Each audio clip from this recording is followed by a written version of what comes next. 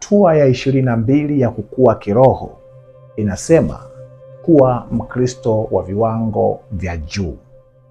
Kuwa Mkristo wa viwango vya juu. Namna unavyoenenda, namna unavyovaa, namna unavyokula, namna unavyoongea, yani chochote kinachohusu mwili, muonekano na maisha yako kinasomwa. Wasiomcha Mungu wanakusoma, yani wewe ni barua inayotembea.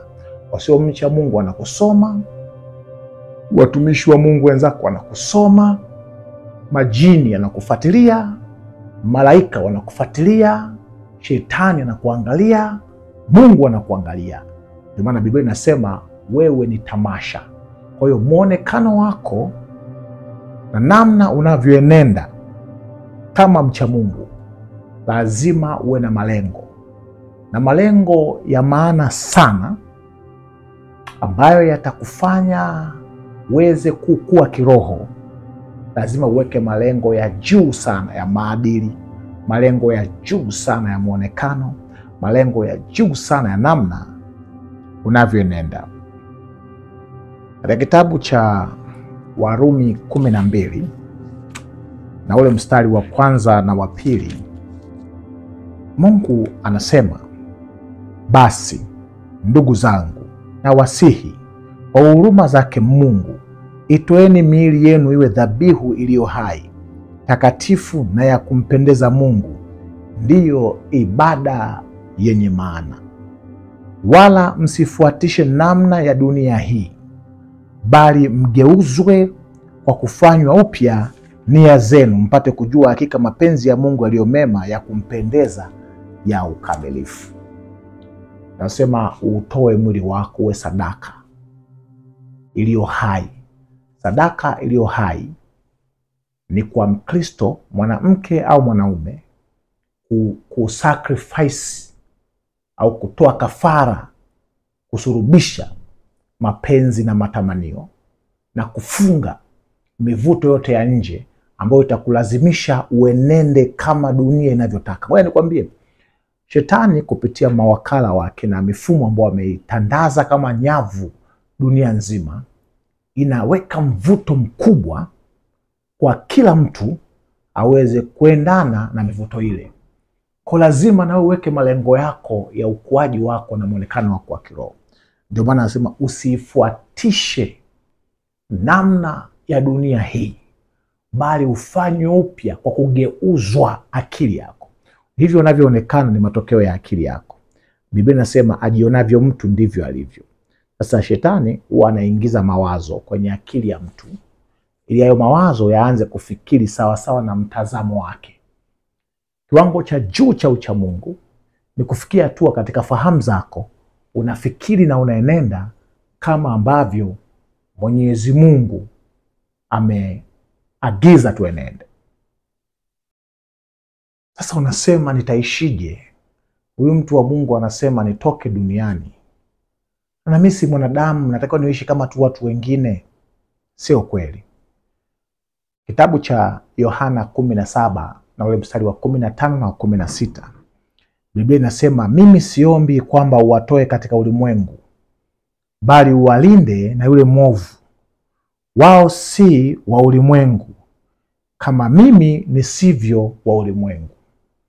Mungu aisha kuombea, Yesu aisha kuombea uweze kuishi viwango vya juu vya ucha Mungu, viwango vya juu vya kimaadili ya muonekano wa nywele, masikio, sketi au suruali, mashati, kwa muonekano wa nje. Maana wewe ni barua inayosomwa na watu wote. Kwa hiyo tayari umeshaombewa. Mshukuru Mungu kwamba mimi nimeshaombewa nisiweze kutekwa na dunia. Kwa ukiona unatekwa na dunia, ujue kwamba umegeuka kuwa mateka, umenaswa na mitego ambayo adui ameiweka, na uombe rehema kwa Mwenyezi Mungu aingilie kati, akusaidie tena kwa kasi ili upate kuishi mema ambayo Mungu amekuandalia. Wakristo wanapaswa kukubali kufuata mtindo tofauti wa maisha. Sio tu kwa kuwa tofauti, bali kwa sababu Mungu amewaita kuishi kwa kanuni. Sisi hatuishi kwa fashion. Kiwango cha juu cha uchamungu sio kuishi kwa fashion, kuishi kwa kushawishiwa na matangazo ya biashara. Tunaishi kwa kanuni ambazo Mungu ameziweka. Na Bwana asifiwe, tutasoma baadhi ya hizo kanuni katika siku ya leo. Kuwa tofauti pia kunaendeleza utume wao, kuutumikia ulimwengu, kuwa chumvi ndani yake na nuru ya ulimwengu. Chumvi ingelikuwa na thamani gani bila ladha? Au nuru sio tofauti. Wewe ni taa. Wenzako wanaokuzunguka ambao hawajamjua Mungu ni giza. Sasa nashangaa kama utaruhusu giza liwe na ushawishi kwako wakati wewe ni nuru. Hapana, wewe ndio utakuwa ung'ae, uwe na mvuto mkubwa kwa kila anayekuzunguka.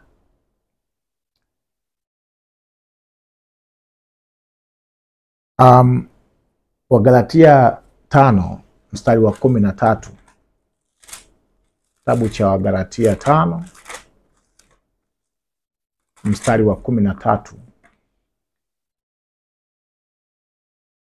Anasema, maana ninyi ndugu mliitwa mpate kuwa uhuru, lakini uhuru wenu usiwe sababu ya kuufuata mwili, bali tumikianeni kwa upendo. Ni kweli tunapookolewa na Yesu, tunapoingia katika ufalme wa Mungu, tunakuwa tuko huru. Sasa uhuru wetu sasa, anasema maandiko, usiwe sababu ya kufuata mwili. Kula kama mwili unavyotaka, kunywa kama mwili unavyokusukuma. Usisukumwe na mwili, usisukumwe na hisia zako. Sukumwa na kanuni za Mungu ambazo ni nzuri na bora sana. Mwenendo wa Kikristo ni tunda la kawaida la wokovu na limejengwa katika kile ambacho Kristo ametufanyia pale Kalvari. Viwango vya juu vya ubora wa muonekano na maisha ya mcha Mungu sio kigezo cha kuokolewa kwetu. Viwango vya juu vya ubora vya namna unavyojipamba, namna unavyokula, namna unavyokunywa, uangalifu wako katika mazungumzo. Hatufanyi hivyo ili tuokolewe. Tunafanya hivyo kwa sababu ndio ushahidi wa wokovu wetu. Wewe nikwambie, hivyo unavyoonekana, unavyosema ni kama kwenye kitabu. Ukifungua kitabu kuna sehemu inaitwa yaliyomo. Inaonyesha ni content, ni index, ni content ya kile ambacho kiko ndani yako. Na Biblia inasema katika kitabu cha Wakorintho wa kwanza 6:19, je, hamjui ya kuwa mwili wenu ni hekalu la Roho Mtakatifu aliye ndani, mliyepewa na Mungu, wala ninyi si mali yenu wenyewe? Kitendo cha kusema tu mimi ni Mkristo, maana yake umetangaza hata huu mwili wangu si wa kwangu. Huu mwili unamilikiwa na Kristo. Kwa namna ninavyoulisha, vitu ambavyo ninavinywa, vitu ambavyo ninauvika, mambo nayo yapaka, mapambo yangu na muonekano wangu ni sawasawa na huyu anayemiliki. Kwa kabla sijafanya chochote kwenye huu mwili, nitaenda kwa mmiliki wangu ambao ni Yesu Kristo. Nitamuuliza Bwana wangu Yesu Kristo, katika hili tunaendaje? Na sikai kuangalia wasichana wenzangu mwaka huu wanavaa nini, au wavulana wenzangu mwaka huu wanavaa nini. Unakuwa makini kwa kuangalia kanuni za maandiko matakatifu.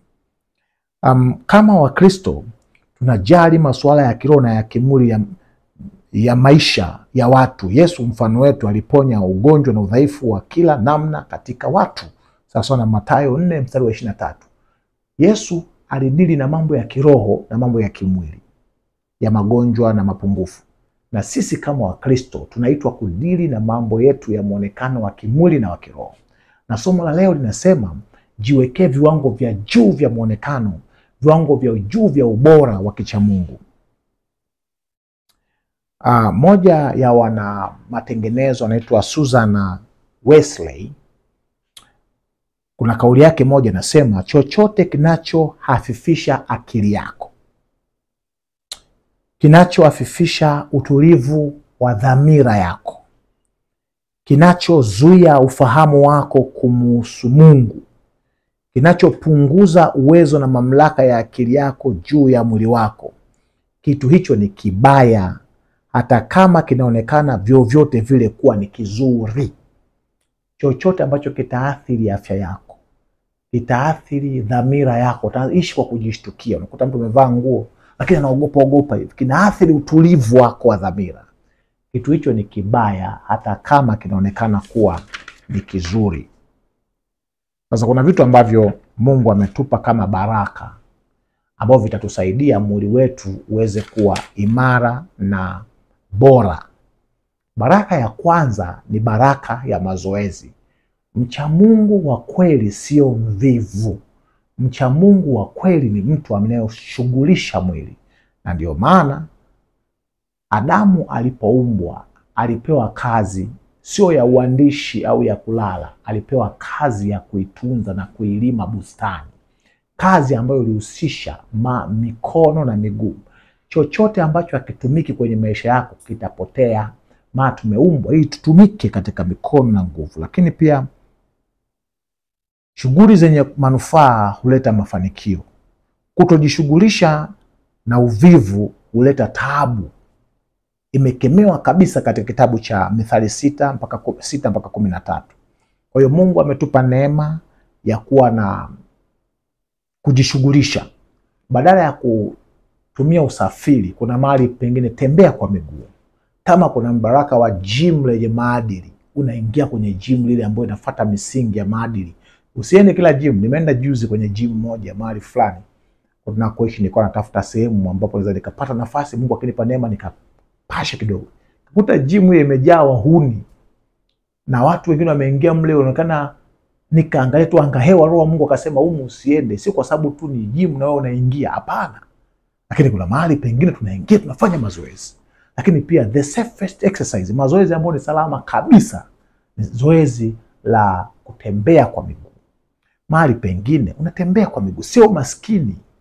Kutembea kwa miguu ni kushughulisha mwili. Yesu alikuwa ni mwana mazoezi mkuu. Sehemu nyingi ya safari zake hakupanda punda, alitembea kwa miguu, na mara chache akapanda boti. Punda alimpanda wakati alipoingia Yeriko siku yake ya mwisho, lakini wakati wa maisha yake alikuwa ni mtu wa kujishughulisha na shughuli ya useremala. Na hiki ni cha muhimu, lazima ujiwekee kiwango cha juu sana cha kujishughulisha. Lakini kuna mbaraka wa mwanga wa jua. Sio lazima ukae ndani asubuhi mpaka jioni.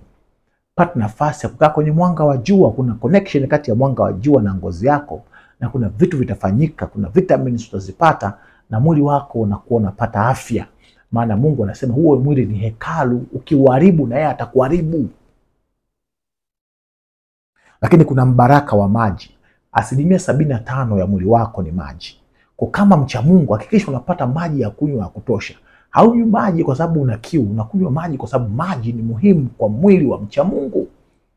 Usije ukaenda hospitali, ni tusi ukaenda kwenye hospitali wewe ni mcha Mungu na shida ya maji, ukaambiwa kunywa maji. Wewe unatakiwa ndio ushauri watu wanywe maji.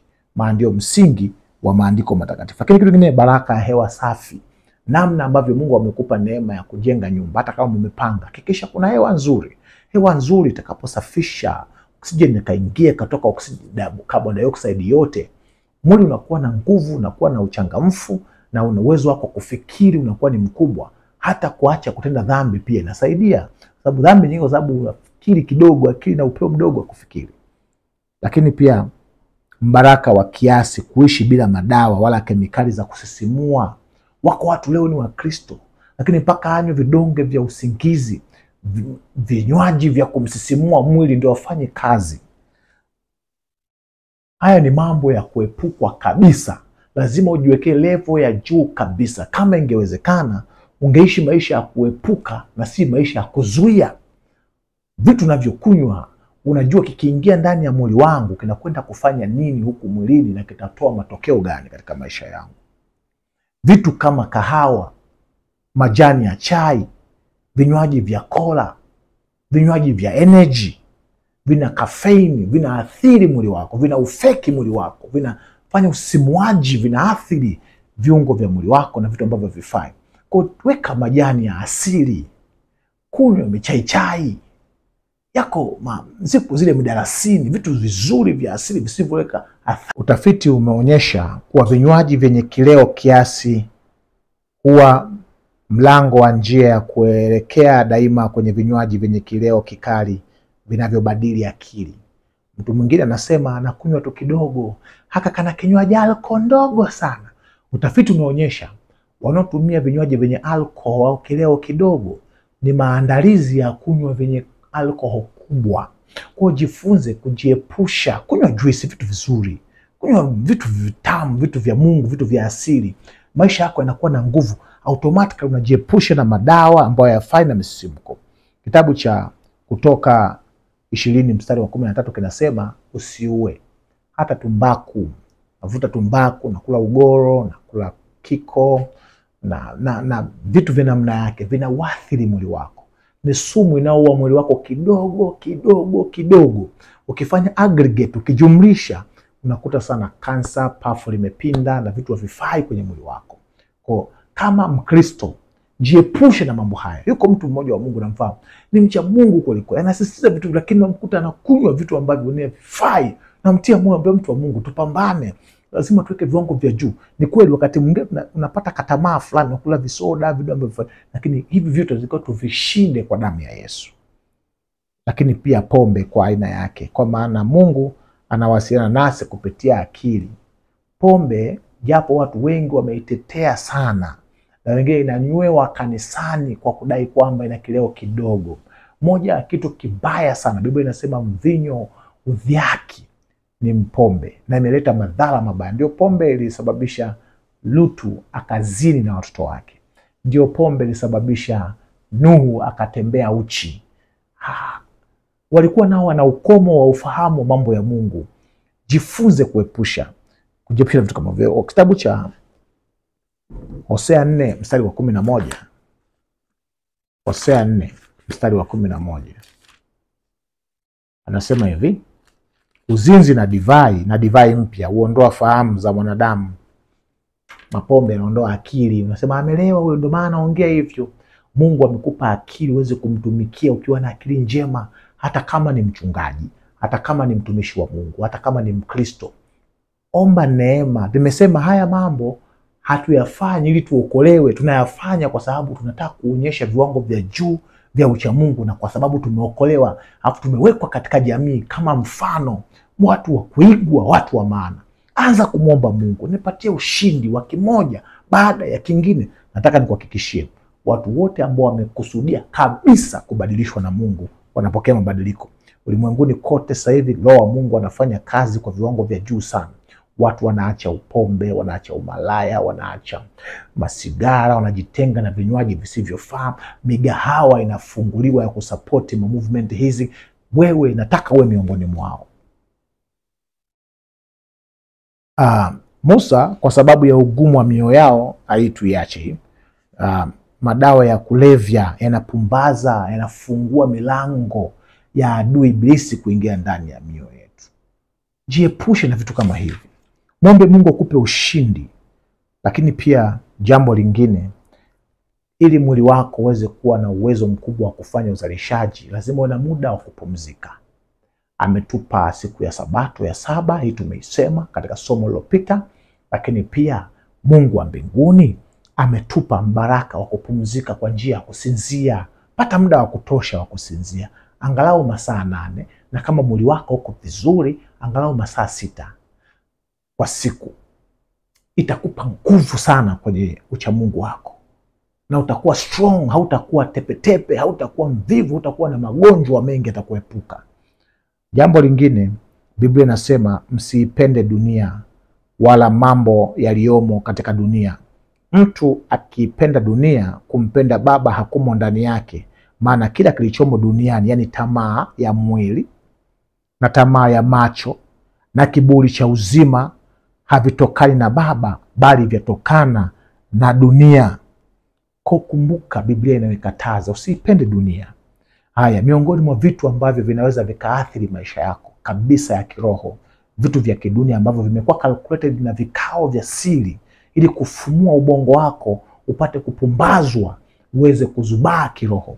Kuna mambo ya sinema, runinga, redio na television.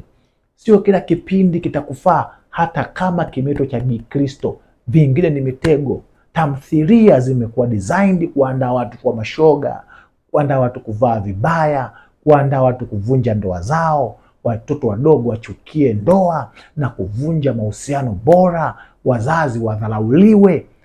Vitu hivyo jiepushe navyo. Kama weka viwango vya juu kabisa. Kama unafungua TV unaangalia kwa muda tu fulani mfupi taarifa zile za msingi, hata taarifa za habari nyingine ni negative kwa ajili ya kukufanya uwe mtu mwenye wasiwasi na hatari. Chagua vitu vichache vyenye kubariki. Weka TV za imani za kiroho zinazoweza kujenga. Hata habari zinazowekwa pale ziwe ni habari za njema. Mimi napenda kuangalia TV ya online, moja inaitwa 3ABN.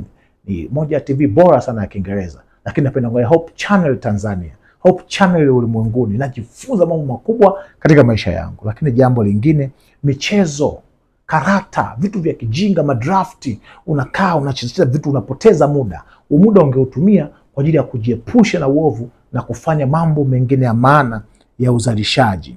Lakini jambo lingine, mitandao ya kijamii imekuwa designed kupumbaza, itumie kwa ajili ya kufanya mambo ya maana. Lakini pia kuna kitu kimoja tunakiita internet Sabbath. Tengeneza sabato ya mtandao.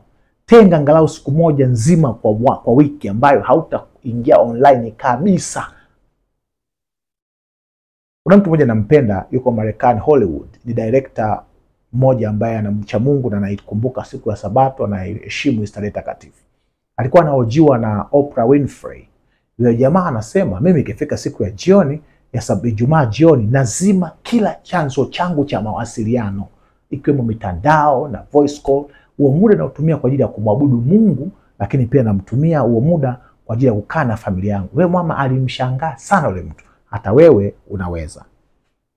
Lakini pia miziki inashusha kiwango cha maadili.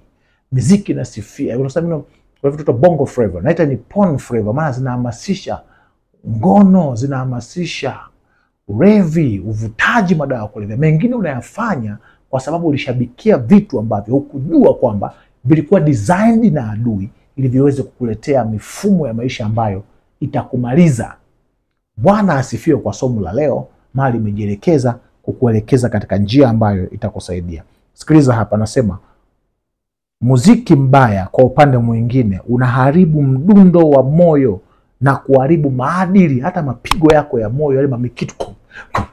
Hata kwaya zimeingia sasa, zimechukua mambo ya dunia, zimeingiza kwenye kwa midundo yenye misisimko, inaathiri moyo wako, inashusha kiwango chako cha maadili. Hivyo basi wafuasi wa Kristo wataepuka melody yoyote yenye mdundo wa jazi, rock na mdundo inayohusiana nayo, na lugha yoyote inayoelezea hisia mbaya zisizokuwa na maana. Mkristo hasikilizi mziki wenye maneno au tunu potofu. Jiepushe kabisa na vitu hivi.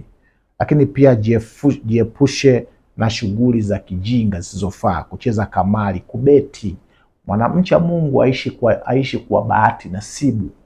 Mcha Mungu anaishi kwa mipango. Usitegemee kamari, ni michezo ambayo inashusha viwango vyako vya maadili. Mungu ameweka mipango, amesema nami nitabariki kazi za mikono yako. Anasema utamkumbuka Bwana Mungu wako akupae nguvu ya kupata utajiri. Lakini shughuli yote inayodhoofisha uhusiano wetu na Bwana na kutufanya tusione umuhimu wa mambo ya umilele husaidia kufunga minyororo ya shetani kuzunguka roho yetu. Nafsi yako imezungukwa na makufuri na minyororo kubwa ya shetani kwa sababu ya shughuli ambazo uliona ni njema lakini mwisho wa siku ni mbaya. Kwa jifunze kujiepusha, weka viwango vya juu vya maadili. Unaniambia mtumishi wa Mungu, sasa taishije? Mbona kama kila kitu hakitakiwi? Mungu atakupa vilivyo bora. Weka tu malengo ya kuishi viwango vya juu vya kimaadili na vya kimwenendo. Kula chakula lishe. Usile tu vitu ovyo ovyo kwa sababu watu wanakula. Kuwa mbaguzi kwenye vyakula. Chagua. Na Mungu ni mwema, siku hizi kuna mambo ya mabuffet ambako unaweza kuchagua iko. Hata kama ni kidogo au huna fedha, chagua vile ambavyo vitakufanya uweze kuwa na akili njema, uwezo mkubwa wa kufikiri na kutafakari. Biblia inasema katika kitabu cha Mwanzo 1:29, nimewapa mche utoao mbegu ulio juu ya uso wa nchi yote pia, na kila mti ambao matunda yake yana mbegu vitakuwa ndio vyakula vyenu. Chakula cha asili cha mwanadamu ilikuwa ni mimea, matunda na mboga mboga.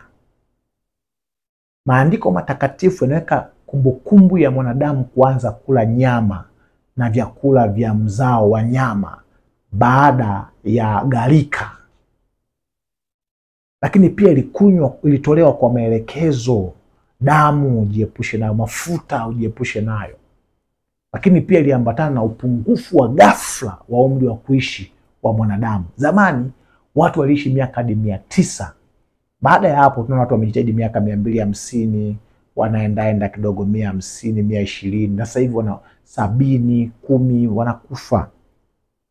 Kwa hiyo unaweza ukarudi kwenye mlo awali, lakini kama mlo wa awali ambao Mungu alipewa.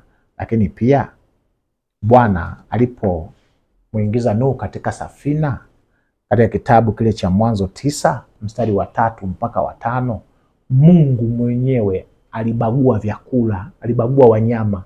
Walio wasafi akasema waingie 2 walio wasafi akasema waingie 7. Afu walio wachafu ambao hawakuandaliwa kwa ajili ya chakula cha mwanadamu akasema waingie 2. Kitabu cha Mambo ya Walawi 11 na Kumbukumbu la Torati 14, Mungu akawafafanua hawa wasafi walikuwa ni wapi, hawa wachafu walikuwa ni wapi, na mtu ale yupi na asile yupi. Pale kuna nguruwe si chakula cha mtu, sungura si chakula cha mtu, ngamia ni vyakula vya watu wasiomjua Mungu. Kwa hiyo Mungu anasema ametuwekea kanuni za ulaji ambazo husababisha mwili wetu uweze kuishi katika viwango vya juu. Sasa basi.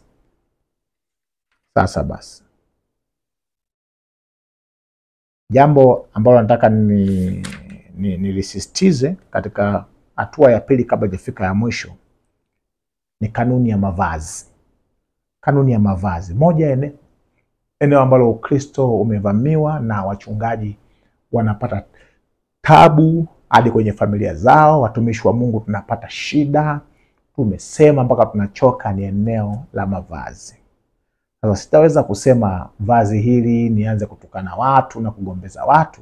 Nikupe kanuni chache za kuchagua vazi ambalo litakutambulisha kama ni Mkristo mkomavu uliokuwa wa kiroho. Moja, hilo vazi liwe ni sahihi. Liwe ni sahihi kulingana na maeneo, liwe ni sahihi. Lakini niacha masuala kulingana na maeneo. Kama ilivyo katika nyanja zingine za maisha yetu, wito wa Ukristo unahusiana na jinsi tunavyovaa.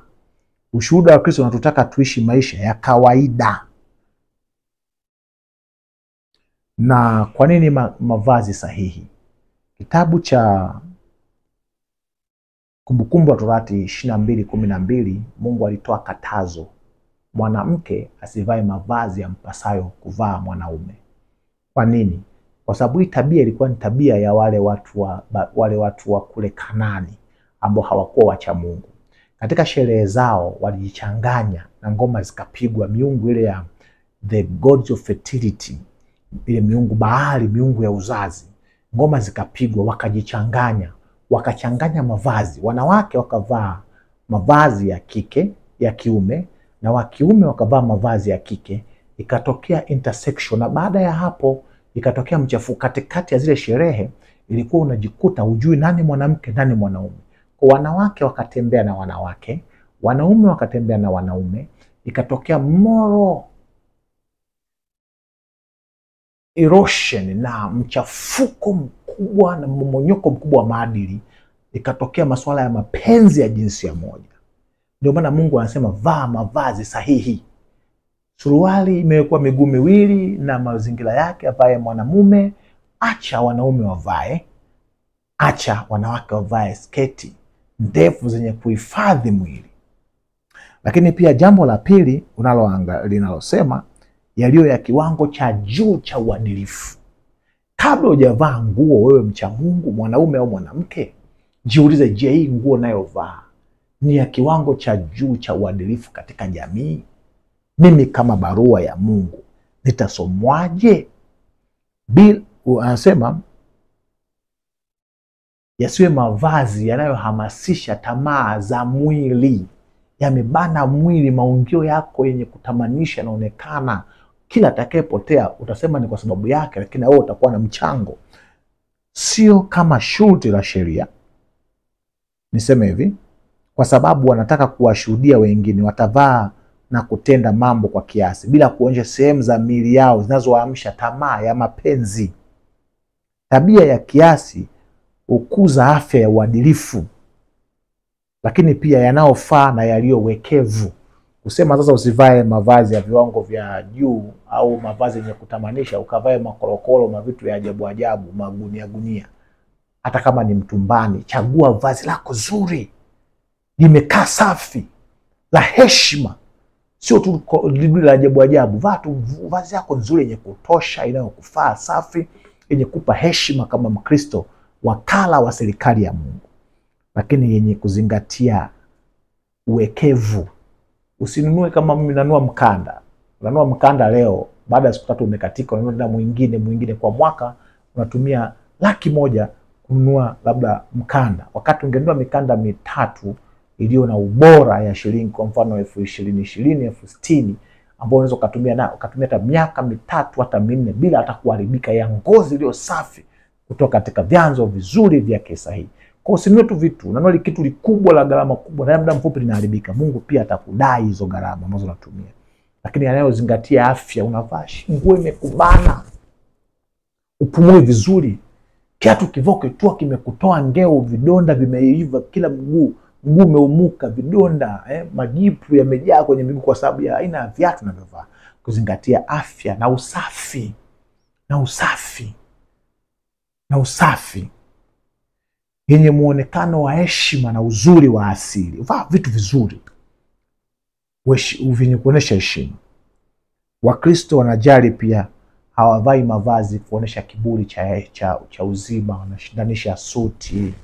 Kuna uwezo wa kununua suti ya 200,000 ikakutosha vizuri, ikakufaa, ukatafuta la 1,000,000 ambalo mwisho wa siku bado lile ongeza kuivaa 200,000. Kuna watu na hekima kulingana na kipato chako. Sizuii usivae vitu vya gharama kubwa, lakini kulingana na kipato chako, sio kaathiri mifumo mingine ambayo Mungu amekupa. Mavazi yetu wanasema wavutwe na mwenendo. Kitabu cha waraka wa kwanza wa Petro 3:1-4 anazungumzia wanawake wacha Mungu walivaa mavazi ya heshima, muonekano wa heshima, wakijipamba siko mambo ya dunia. Walikuwa wanajipamba wakina Yezebeli, madude ya ajabu, wanapaka mavitu na vitu vya ajabu ajabu ili onekane mwema. Si mpango wa Mungu. Ni kushusha viwango vyako vya kicha Mungu. Wacha Mungu wa kweli wanajipamba namna yenye kuleta ubora na uzuri wa viwango vya juu. Na hiki tunaipata kwa neema. Ni ubishi ndio napelekea sisi tungangania yale mambo ambayo Mungu amesema achana na yale yakusaidii.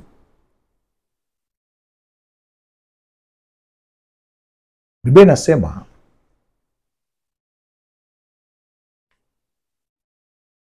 katika kitabu cha Ufunuo 12:11, wacha Mungu wa siku za mwisho watamshinda kwa damu ya mwana kondoo Ibilisi na kwa neno la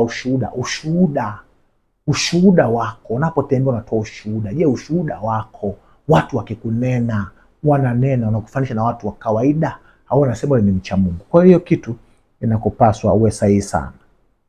Kanuni hizi zitakusaidia sana kushinda katika vuguvugu hili la siku za mwisho. Jambo la mwisho niseme nini? Paulo alisema katika kitabu cha Wakorintho wa kwanza 10:32, msiwe kikwazo. Muonekano wako usije ukawa ndo umebomoa daraja la kuwafikia watu waende mbinguni. Nami ninajizoeza katika neno hili, niwe na dhamiri isiyo na hatia mbele za Mungu na mbele za watu. Matendo 24:16. Unakutana na mtu anakuambia mimi naangalia tu moyo wangu, namfurahisha Mungu, sina mbele za Mungu na mbele za watu. Inawezekana mfumo wa maisha uliochagua unamtukanisha Mungu. Kiwango cha kawaida kabla cha hekima na cha maadili ya kawaida ya mtu ambaye ana Roho Mtakatifu tu, cha serikali kimeweka viwango. Mavazi, ukienda hata kwenye hospitali, ukienda kwenye taasisi za umma wameweka angalau mwanamke avae hivi, mwanaume avae hivi. Wewe Mkristo unavaa chini ya viwango ambavyo vimewekwa na serikali ambayo haina Roho Mtakatifu, ambao ni watu wa kawaida, watu wa Kaisari hawa. Wewe ulipaswa uwe juu.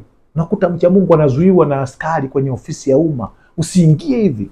Nimewahi kwenda kujiandikisha kitambulisho cha kupiga kura Kuna watu walikuja, askari anawaambia hakuna kupata kitambulisho mpaka umeenda kuvaa vizuri. Wanaenda kutunua kanga, wanavaa vitenge, wakina mama ambao walikuwa wamevaa vitu vya ajabu ajabu.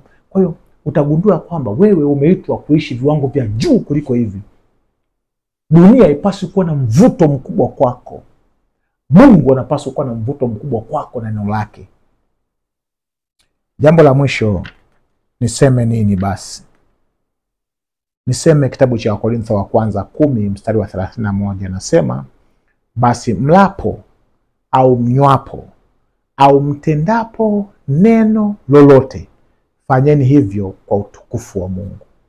Kabla hujala, kabla hujanywa, kabla hujavaa, kabla hujaongea, kabla hujafanya jambo lolote, hebu jiulize, je, ninachokifanya ninafanya kwa utukufu wa Mungu? Ukigundua umefanya kwa utukufu wa Mungu, basi unatoka kwa ujasiri mkubwa bila kujali watu watakuona ni mshamba, umepitwa na wakati, haujui kuvaa kwa mujibu wa mazingira. Watajua wenyewe kama Mungu anajua ya kwamba uko vizuri. Basi nimalize kwa kusema, ikiwa unasema kuna baadhi ya vitu umesema mtumishi vimenigusa, na sisemi mimi, anasema Roho wa Mungu alioniongoza, unasema nimeamua na mimi nifanye matengenezo kwenye maisha yangu, lakini nguvu sina, niombee nipate nguvu ya kuacha mavazi yanayomwaibisha Mungu, nguvu ya kuacha kula vyakula ambavyo Mungu amevikataza, nguvu ya kuacha kuongea maneno yasiyofaa na kunywa vitu vya ajabu ajabu, nianze kutembea katika viwango vya juu vya ubora vya mwenendo wa Mkristo. Ikiwa ndilo ombi lako, basi tuombe. Baba, asante kwa ajili ya mtoto wako.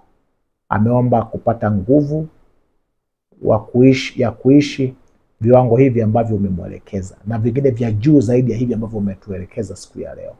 Baba, mpe tangu sasa.